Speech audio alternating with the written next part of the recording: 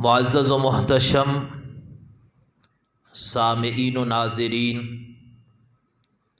گزشتہ جمعۃ المبارک پر قربانی کے فضائل و مسائل کے حوالہ سے ہماری گفتگو ہوئی تھی، اور آج کا ہمارا موضوع حضرت سیدنا ابراہیم خلیل اللہ علیہ السلام اور حق کی آواز۔ حضرت سیدنا ابراہیم خلیل اللہ علیہ السلام رب ذوالجلال کے نبی ہیں، اور آپ نے اپنی زندگی کے اول دن سے لے کر آخر تک زندگی کے ایک ایک لمحہ میں بے شمار مشکلات کا سامنا کیا، بڑی بڑی تکالیف کا سامنا کیا، اور وقت کے نمرودوں کا مقابلہ کیا، اور حق کی خاطر آپ نے اپنا سب کچھ قربان کر دیا۔ ان تمام تکالیف کو، ان تمام مشکلات کو برداشت کرنے کے بعد حضرت سیدنا ابراہیم کو جو اعزاز حاصل ہوا، وہ اعزاز یہ حاصل ہوا کہ رب ذوالجلال نے آپ کو اپنی دوستی کا اعزاز عطا فرمایا۔ نمرود کا دور حکومت ہے، وقت کا ظالم شخص نمرود ہے، اب وہ لوگوں پر ظلم کرتا ہے، اور ظلم کی انتہا یہ ہے کہ لوگوں کو کہتا ہے تم میرے دربار میں آؤ، تم میرے اس تخت کے نیچے آؤ اور آ کر مجھے سجدہ کرو، معاذ اللہ۔ یہاں تک لوگوں کو اس نے مجبور کیا، لوگ آتے اس ظالم کو آ کر سجدہ کرتے، معاذ اللہ اسے اپنا رب تسلیم کرتے۔ ایک دن سویا، اس نے خواب میں دیکھا آسمان پر ایک ستارہ طلوع ہوا ہے، اور وہ جو ستارہ طلوع ہوا ہے، جب اس نے خواب میں اس کو دیکھا، ایک شخص کے پاس گیا، کہا مجھے خواب کی تعبیر تو بتاؤ، میں نے خواب میں دیکھا ہے ایک ستارہ وہ طلوع ہوا ہے اور اس سے زمانہ روشن ہوا ہے، مجھے بتاؤ اس کی تعبیر کیا ہے۔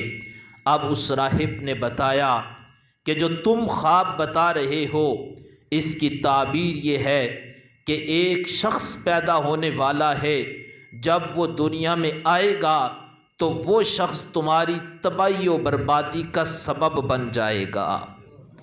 اب وہ جو اشارہ تھا وہ حضرت سیدنا ابراہیم خلیل اللہ علیہ السلام کی طرف اشارہ تھا۔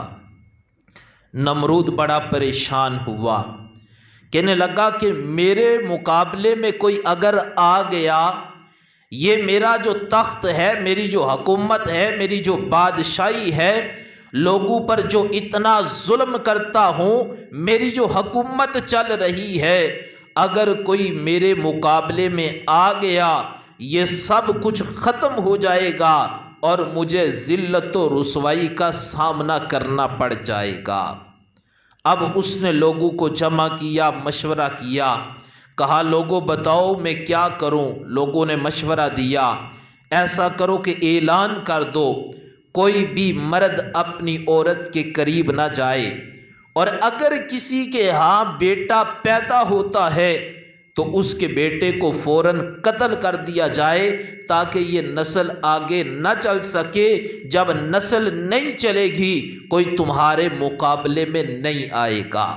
لیکن یہ نمرود کی سوچ تھی، اسے نہیں پتا تھا میرا رب وہ رب ہے جو کن کہے تو فیکون ہو جاتا ہے۔ یہ زندگیاں اور یہ موت، یہ فیصلے نمرود نہیں کر سکتا، زندگی اور موت کا فیصلہ کائنات کا رب فرما سکتا ہے۔ اب اس نے تو اعلان کیا۔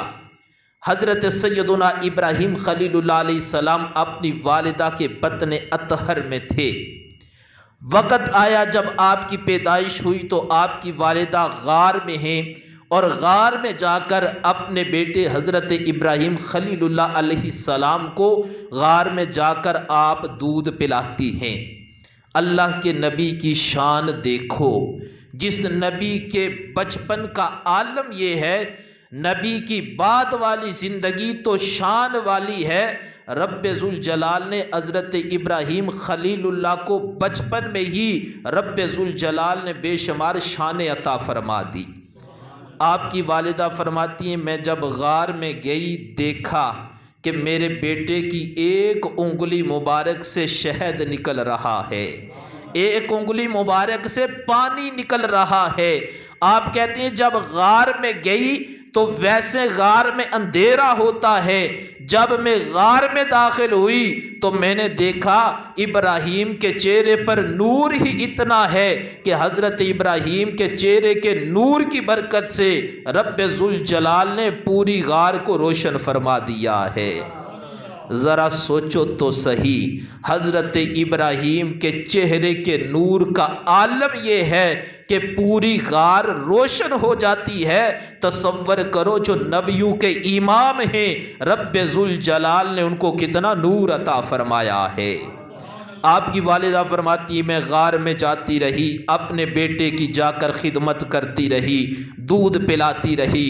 مختلف روایات ہیں، کسی نے 9 سال، کسی نے 13 سال اور کسی نے 17 سال کی عمر لکھی ہے کہ حضرت سیدنا ابراہیم خلیل اللہ علیہ السلام جب باہر میدان میں آئے، لوگوں کو پتہ چلنے لگا کہ کوئی شخص میدان میں آ چکا ہے، آپ کا سچا چچا ہے، اور اس نے کلمہ نہیں پڑھا، اسلام کو قبول نہیں کیا، آپ کا اقرار نہیں کیا۔ کہنے لگا بھتیجے میں بڑھاپے کی عمر میں ہوں، کام یہ کرتا تھا، بازار میں جا کر بتوں کو فروخت کرتا تھا، اب میں بڑھاپے کی عمر میں ہوں، مجھے ضرورت ہے اس بات کی کہ تم میری مدد کرو، یہ بت لے جاؤ اور جا کر بازار میں بتوں کو فروخت کر آؤ۔ اور یہ ہو نہیں سکتا، رب جس کو نبوت کا تاج عطا فرمائے، رب کا نبی گناہوں سے پاک ہوا کرتا ہے۔ حضرت ابراہیم خلیل اللہ بت لے کر گئے، انداز کیا تھا، آپ نے رسی کے ساتھ بتوں کو باندھا اور گھسیٹتے ہوئے بازار میں لے کر گئے، جا کر اعلان کرنے لگے لوگوں یہ بت ہیں، جس نے خریدنا ہے خرید لو، لیکن یاد رکھنا یہ بت نہ کسی کو نفع دے سکتا ہے نہ کسی کو نقصان دے سکتا ہے۔ لوگ بھی حیران رہ گئے، کہنے لگے عرب میں تو مشہور ہے، جو چیز فروخت کرتا ہے لوگ تو بڑی بڑی قسمیں کھاتے ہیں کہ اللہ کی قسم اس کا بڑا فائدہ ہے۔ یہ واحد فروخت کرنے والا شخص حضرت ابراہیم ہے جو اعلان کر رہے ہیں لوگوں جو چیز فروخت کرنے آیا ہوں، نہ یہ تمہیں فائدہ دے سکتی ہے نہ نقصان دے سکتی ہے۔ ایک بھی بت فروخت نہ ہوا۔ رات کے وقت جب گھر میں واپس پہنچے، چچے نے کہا ابراہیم کتنے فروخت کر کے آئے ہو؟ کہا چچا ایک بھی فروخت نہیں ہوا۔ کہا اگر تم تعریف کرتے تو بت فروخت ہوتے۔ کہا میرا نام ابراہیم ہے، میں اس کی تعریف نہیں کر سکتا جو تعریف کے قابل ہی نہ ہو۔ کہا رب تو وہ ہوتا ہے جو دیتا ہے، اور یہ بت نہ کھا سکتا ہے نہ پی سکتا ہے نہ اپنی مرضی سے چل سکتا ہے۔ جو اپنی مدد خود نہیں کر سکتا وہ دوسروں کی مدد کیسے کر سکتا ہے؟ جب چچا نے دیکھا ادھر تو میری باتیں نہیں چل سکتی، ابراہیم علیہ السلام کی عمر تو کم ہے لیکن کم عمر میں رب ذوالجلال نے ان کو جذبہ بڑا عطا فرما دیا تھا۔ اب چچا نے جب دیکھا میرا وار نہیں چلے گا، کہا ابراہیم تیار ہو جاؤ، میں تمہیں وقت کے بادشاہ نمرود کے پاس لے کر جانا چاہتا ہوں۔ حضرت ابراہیم خلیل اللہ علیہ السلام عمر کم ہے، ساتھ دینے والا کوئی نہیں، لیکن جن کو رب ذوالجلال ہمت اور توفیق دے وہ بندوں کی تعداد نہیں دیکھتے، وہ ہمیشہ حق کا معیار دیکھا کرتے ہیں۔ وہ یہ نہیں دیکھتے ساتھ کوئی ہے یا ساتھ نہیں، کہا ساتھ کوئی بھی نہ چلے، جس رب کی توحید کے لیے میں میدان میں نکلا ہوں کائنات کا رب مجھے فتح عطا فرمائے گا۔ چچا لے کر جب نمرود کے پاس چلا گیا، حضرت ابراہیم نے دیکھتے ہی سوال کیا، کہا چچا یہ جو تخت پر منحوس شکل ہے یہ کون ہے؟ چچا کہنے لگا یہ وہ ہے جس کو ہم اپنا رب مانتے ہیں۔ ابراہیم خلیل اللہ ادھر ہی پکار اٹھے، کہا یہ جو ساتھ چیلے ہیں یہ کون ہیں؟ کہا یہ تو غلام ہیں، وہ آقا ہے۔ کہا غلام تو خوبصورت ہیں، جو رب بنا ہوا ہے وہ بدصورت ہے، یہ کیسے ہو سکتا ہے؟ مالک بدصورت ہو، غلام خوبصورت ہو۔ کہا میں اس بندے کو کبھی رب تسلیم نہیں کر سکتا۔ چچا ڈر گیا، کہنے لگا ایسا نہ ہو نمرود کو پتہ چل جائے کہ ابراہیم اس کا انکار کر رہے ہیں۔ جب چچا اس بات سے ڈر گیا، ابراہیم علیہ السلام کو اپنے ساتھ لے کر وہاں سے باہر نکل گیا کہ کہیں ایسا نہ ہو نمرود کو پتہ چل گیا تو نمرود مجھے نقصان دے دے گا۔ کچھ دن گزر گئے، پھر وہاں پر ایک میلہ ہوا۔ بات کو مختصر کرتے ہوئے وہاں پر میلہ ہوا، لوگ ابراہیم خلیل اللہ کے پاس آئے، کہنے لگے آؤ آج آ کر میلہ دیکھ لو۔ موجودہ دور میں بھی جو میلے کی رسم ہے یہ اللہ والوں کی رسم نہیں، یہ ان لوگوں کی رسم ہے جو اللہ سے دور کرنے والے ہیں۔ اللہ والوں کا کام یہ نہیں، اللہ والوں کا کام قرآن کے پیغام کو عام کرنا ہے۔ اللہ والوں کا پیغام یہ ہے، ان کا کام یہ ہے، وہ اسلام کی دعوت کو عام کرتے ہیں، کفر کا مقابلہ کرتے ہیں، باطل کے مقابلے میں میدان میں آ جاتے ہیں، اور اللہ والے ہمیشہ حق کی آواز کو بلند کیا کرتے ہیں۔ جب حضرت ابراہیم خلیل اللہ کے پاس آئے، آپ نے فرمایا میری طبیعت اجازت نہیں دیتی۔ لوگ جب سارے چلے گئے، ابراہیم خلیل اللہ نے کلہاڑا پکڑا، بت خانے میں چلے گئے، وہاں پر جا کر سارے بتوں کے ٹکڑے ٹکڑے حضرت ابراہیم نے کر دیے۔ جب ٹکڑے کرنے بت خانے میں گئے، ابراہیم خلیل اللہ کے قدموں میں جواہرات بھی آئے، سونا بھی آیا۔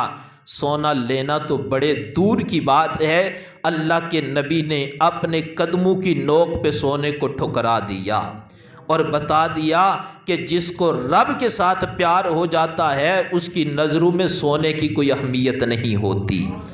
آج تو ہمارے معاشرے میں اللہ کے گھر سے جوتے بھی چرائے جاتے ہیں۔ ہمارے معاشرے میں ایک بریانی کی پلیٹ کے پیچھے لوگ اپنا مذہب بدل دیتے ہیں، لوگ اپنے عقیدے کی فکر نہیں کرتے۔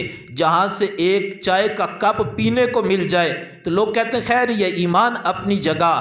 اللہ کے نبی نے بتایا میں اتنا پختہ ہوں، سونا میرے قدموں میں پڑا ہے، اٹھانا تو بڑے دور کی بات ہے، میں تو اپنے قدموں کے ساتھ بھی لگنے نہیں دیتا، کیونکہ جس کو رب سے پیار ہو جاتا ہے اس کی نظروں میں دنیا کی کوئی قدر و قیمت نہیں رہتی۔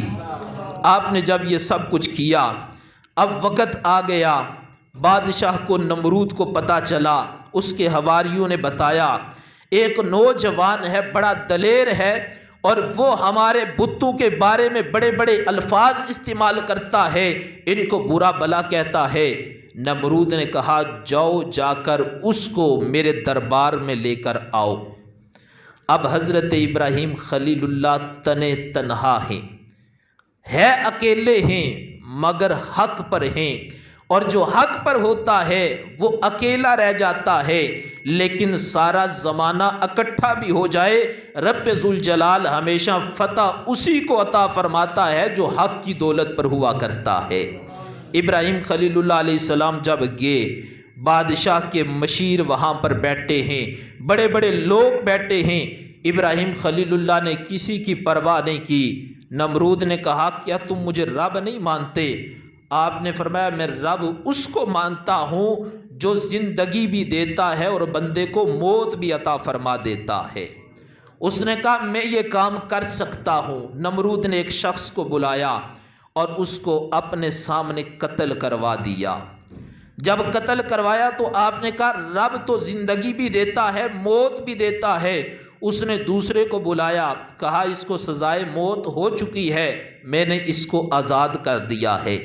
پر اللہ کے نبی کی دلیل کا مقابلہ نمرود نہیں کر سکتا، حق کا مقابلہ باطل نہیں کر سکتا۔ حضرت ابراہیم نے فرمایا میں تو اس رب کو مانتا ہوں جو مشرق سے سورج کو طلوع کرتا ہے اور مغرب میں غروب کرتا ہے۔ اگر تم اپنے آپ کو رب سمجھتے ہو تو آج تم مغرب سے سورج طلوع کر کے مجھے دکھا دو۔ جب نمرود بے بس ہو گیا، کہنے لگا لگتا تو بچہ ہے، جذبہ بڑا جوان ہے، میں اس کا مقابلہ نہیں کر سکتا۔ بالآخر جب دشمن مقابلہ نہ کر سکے علم کے میدان میں، دلیل کے میدان میں، اور اس کا اثر چلتا ہو، پھر وہ کہتا ہے اب اس کو گرفتار کر دو، اب اس کو قید کر دو، گرفتار کر دو، ہمارا بس نہیں چل سکتا۔ اگر یہ باہر رہا تو ہمارا تو کھانا پینا بند ہو جائے گا، ہماری دکانداری بند ہو جائے گی، ہمارا کاروبار ختم ہو جائے گا۔ حضرت سیدنا ابراہیم خلیل اللہ علیہ السلام کو قید کروا دیا۔ جب قید کروا دیا کہا اب بتاؤ، کہا جان جا سکتی ہے، رب کی توحید کا انکار نہیں کر سکتا۔ آپ نے اعلان کر دیا۔ نمرود نے کہا ادھر ہمارا وار نہیں چلے گا جب تک ہم اس کی جان نہ لے لیں۔ آپ نے فرمایا نمرود تو ایک نمرود ہے، ادھر لاکھوں نمرود بھی آ جائیں، ابراہیم کو زندگی دینے والا بھی رب ہے اور ابراہیم کی زندگی لینے والا بھی میرا رب ہے۔ آپ نے کہا میں ڈروں گا نہیں، سر کو جھکاؤں گا نہیں، ڈرتا تب اگر باطل پہ ہوتا، میں حق پر ہوں اور حق کبھی ڈرتا نہیں، جھکتا نہیں، دبتا نہیں۔ جو حق والا ہوتا ہے وہ دبتا نہیں، بلکہ حق ہمیشہ رب ذوالجلال اس کو واضح فرما دیتا ہے۔ اب نمرود نے لوگوں کو کہا لکڑیاں جمع کرو، چار دیواری بناؤ۔ لکڑیاں جمع کی گئی، اتنی لکڑیاں جمع کی کہ پورا مہینہ لکڑیاں جمع کرتے رہے۔ جب لکڑیاں جمع کر لی گئی تو نمرود نے لوگوں کو کہا لوگوں اکٹھے ہو جاؤ، آج تمہیں پتہ چل جائے گا کہ بادشاہی کس کی ہے۔ وہ کسی اور سوچ میں تھا، دنیا کہے گی نمرود کی بادشاہی ہے، پر اس کو یہ نہیں تھا پتہ اصل بادشاہی تو کائنات کے رب کی بادشاہی ہے۔ اس نے کہا لوگوں اکٹھے ہو جاؤ، لوگوں کو جمع کیا، اور خود چونکہ باطل پر تھا، جھوٹا تھا، اور جو جھوٹا ہوتا ہے وہ بزدل ہوتا ہے، جو ظالم ہوتا ہے وہ بزدل ہوتا ہے۔ اب ایک مکان کی چھت پر کھڑا ہو گیا اور کہا کہ آج دیکھو ابراہیم کے ساتھ کیا ہوتا ہے۔ ادھر وہ لوگوں کو دکھانا چاہتا تھا، لیکن میرا رب بھی اپنے نبی کی شان لوگوں کو دکھانا چاہتا تھا۔ وہ سوچ رہا تھا جیت میری ہے۔ جب آگ کو جلایا گیا، ایک فرشتہ حضرت ابراہیم کے پاس پانی والا فرشتہ آ کر کہتا ہے اللہ کے نبی آپ حکم دو، پانی کو برساؤں گا، آگ ختم ہو جائے گی۔ آپ نے فرمایا دل تو کرتا ہے، نہ نمرود کی مرضی چلے گی نہ میری چلے گی، آج مرضی چلے گی تو کائنات کے رب کی مرضی چلے گی۔ پھر دوسرا فرشتہ آیا آگ والا، کہنے لگا ابراہیم یہ ہو نہیں سکتا، تم اکیلے ہو۔ کہا اکیلا تو ضرور ہوں پر حق پر ہوں، اور یہ ہو نہیں سکتا جو حق پر ہو رب اس کو روشن نہ کرے۔ رب کا وعدہ ہے وَقُلْ جَاءَ الْحَقُّ وَزَهَقَ الْبَاطِلُ إِنَّ الْبَاطِلَ كَانَ زَهُوقًا۔ فرمایا ہمیشہ حق واضح ہو جاتا ہے، باطل مٹ جاتا ہے۔ میرا رب کی توحید پر یقین ہے، آج تمہاری ضرورت نہیں، رب آج حق کو واضح فرما دے گا۔ پھر حضرت جبرائیل امین بھی آگے، کہا ابراہیم مجھے بتاؤ، آج میں خدمت کے لیے حاضر ہوں۔ کہا جبرائیل آج میں نے نہیں کہنا، رب پہ چھوڑ دیا ہے، اکیلا ہوں، سب نے چھوڑ دیا، نہ اس وقت برادری والے ساتھ، نہ کوئی دوست ساتھ، تنے تنہا ہوں، لیکن مجھے یقین ہے جس رب کی رحمت پر یقین کرتے میں میدان میں آیا ہوں، آج کائنات کا رب میری مدد فرما دے گا۔ حضرت ابراہیم علیہ السلام نے آگ میں جب چھلانگ لگائی، رب ذوالجلال نے فرمایا وَقُلْنَا يَا نَارُ كُونِي بَرْدًا وَسَلَامًا عَلَىٰ ابراہیم، آپ نے آگ میں چھلانگ لگائی، رب ذوالجلال نے حضرت ابراہیم کے لیے آگ کو گلزار بنا دیا۔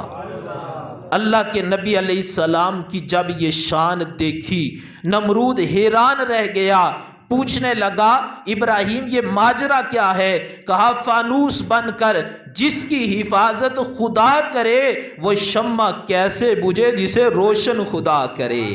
آپ نے کہا تم تو جلانے لگے تھے، بڑی لکڑیاں اکٹھی کی، بڑی محنت کی، لیکن رب ذوالجلال کا جو بندہ ہوتا ہے اور جو رب کی رضا کے لیے میدان میں آتا ہے، دنیا ساری جمع بھی ہو جائے اس پہ آزمائش تو آ سکتی ہے، لیکن ہمیشہ رب ذوالجلال حق کا ساتھ دیتا ہے اور رب حق کو واضح فرما دیتا ہے۔ جب یہ حالت دیکھی پھر پوچھا یا ابراہیم ماجرا کیا ہے؟ کہا ماجرا یہی ہے عزت اور ذلت رب کے ہاتھ میں ہے، موت اور زندگی رب کے ہاتھ میں ہے۔ تم نمرود پر یقین رکھتے ہو، میں کائنات کے رب پر یقین رکھتا ہوں، اور میرا رب وہ رب ہے جو ہر وقت اپنے بندے کی مدد فرماتا ہے۔ جب آپ نے دیکھا لوگوں کو دعوت دی، لوگوں نے آپ کی دعوت کو قبول نہ کیا، حضرت ابراہیم خلیل اللہ علیہ السلام نے وہاں سے ہجرت کا ارادہ کیا۔ جب آپ نے ہجرت کی اور سیدہ سارہ رضی اللہ تعالی عنہا کو لے کر مصر کی وادی میں پہنچے، وہاں سے سیدہ ہاجرہ کو اپنے ساتھ لیا اور رب ذوالجلال کی بارگاہ میں 90 سال سے زیادہ عمر ہے، آپ نے دعا کی یا اللہ مجھے نیک و صالح بیٹا عطا فرما۔ اس عمر میں دعا کر کے قیامت تک آنے والے لوگوں کو بتا دیا کہ رب کی رحمت سے مایوس نہ ہونا، وہ رب جو چاہے کر سکتا ہے اور جب چاہے اپنے بندے کو اولاد عطا فرما سکتا ہے۔ اور آپ نے رب سے مال نہیں مانگا، رب اگر مانگ رہا ہوں ربی ہب لی من الصالحین، میں تجھ سے نیک اولاد کا سوال کر رہا ہوں۔ بات کو بالکل مختصر کرتے ہوئے حضرت اسماعیل علیہ السلام کی صورت میں رب نے بیٹا دیا۔ جب بیٹا ملا پھر آزمائش آ گئی۔ اللہ والوں کے امتحان بڑے سخت ہوا کرتے ہیں، لیکن جب رب امتحان سخت لیتا ہے تو رب ان کو شانیں بھی بڑی اعلیٰ عطا فرمایا کرتا ہے۔ اب پھر امتحان ہوا کہ ابراہیم اپنے بیٹے اسماعیل کو کہیں کسی وادی میں چھوڑ آؤ۔ آپ حضرت اسماعیل کو ساتھ لے کر حضرت سیدہ ہاجرہ سلام اللہ علیہا کو ساتھ لیا، کھجوریں لی، پانی لیا، وادی میں چھوڑ کر واپس آنے لگے۔ سیدہ نے عرض کی ابراہیم ہمیں کس کے پاس چھوڑ کر جا رہے ہو؟ آپ نے فرمایا تجھے میں اپنے رب کے پاس چھوڑ کر جا رہا ہوں، وہ رب تیری حفاظت فرمائے گا۔ جب کھانے والی چیزیں کھجوریں ختم ہو گئی، پانی ختم ہو گیا، حضرت ہاجرہ صفا و مروہ پہ دوڑ لگا رہی ہیں، حضرت اسماعیل نے اپنی ایڑی مبارک زمین پر ماری، رب ذوالجلال نے وہاں سے پانی کے چشموں کو جاری فرما دیا۔ میں یہاں پر ایک بات کرنا چاہتا ہوں کہ اللہ کے نبی حضرت اسماعیل کو پانی کی ضرورت پڑی، آپ نے ایڑی مبارک زمین پر ماری تو رب نے وہاں سے ہی پانی کو جاری فرما دیا۔ لوگ کہتے ہیں کربلا کے میدان میں امام حسین مانگتے رہے، تڑپتے رہے، ترستے رہے، بار بار لوگوں سے مانگتے رہے۔ میں یہ کہا کرتا ہوں ہمارا حسین وہ حسین ہے، حسین مانگنے والا نہیں، حسین دینے والا حسین ہے۔ جو مانگے وہ حسین نہیں، حسین وہ ہے جو دینے والا ہے۔ اگر امام حسین کی مرضی ہوتی، ادھر ابراہیم خلیل اللہ کے بیٹے جناب اسماعیل نے ایڑی مبارک زمین پر ماری، رب نے پانی کے چشموں کو جاری فرما دیا۔ کربلا کے میدان میں میرے حسین کی مرضی ہوتی، ایک دفعہ ایڑی مبارک زمین پر مارتے، رب ذوالجلال پانی کے چشموں کو جاری فرما دیتا۔ محتشم سامعین و ناظرین، میری دعا ہے رب ذوالجلال ہم سب کو اپنے نیک لوگوں کی زندگی کے مطابق اپنی زندگیاں بسر کرنے کی توفیق عطا فرمائے۔ اس سے آگے کل انشاءاللہ عید کے موقع پر گفتگو عرض کروں گا۔ رب ذوالجلال عمل کرنے کی توفیق عطا فرمائے۔ وما علینا الا البلاغ۔